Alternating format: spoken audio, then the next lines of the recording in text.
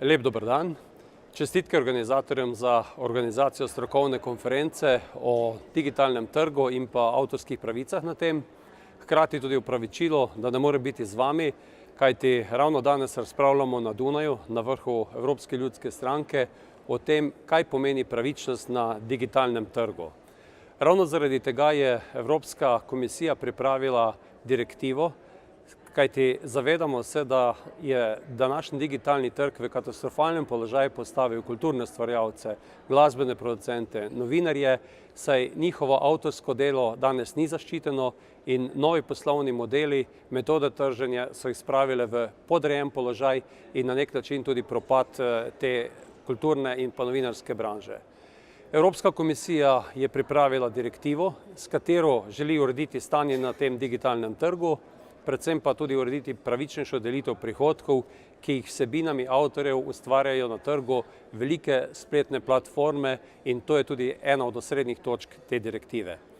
Na septembrskem plenarnem zasedanju v Evropskem parlamentu glasujemo o stališču Evropskega parlamenta, ki bo osnova za trialog s komisijo in svetom, v nadaljnjem postopku pa se bo izoblikovala končna verzija, ki bo precizno definirala določene trenutne nejasnosti.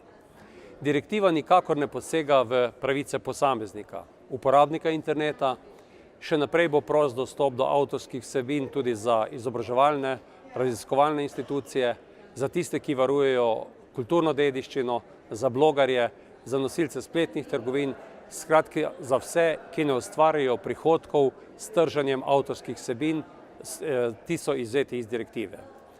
Na področju cele Evropske unije se odvija zelo organizirana kampanja, ki želi za vsako ceno zaustaviti sprejem te direktive.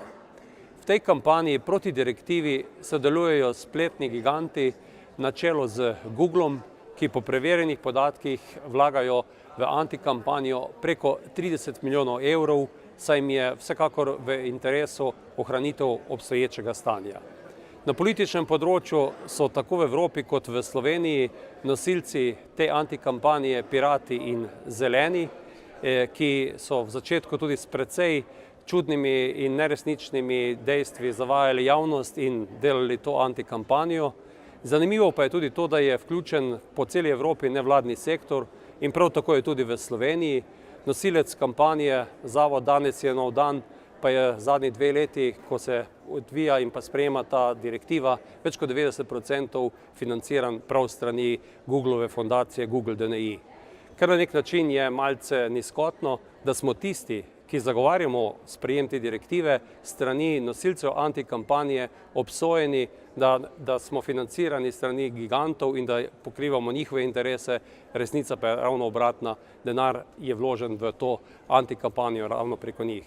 Upam, da v septembra sprejmemo obstoječo izhodišče in damo našemu pogajalcu, Akselu Vossu, izhodišče za razpravo potem v trialogu in na ta način uredimo sedanje nemogoče stanje.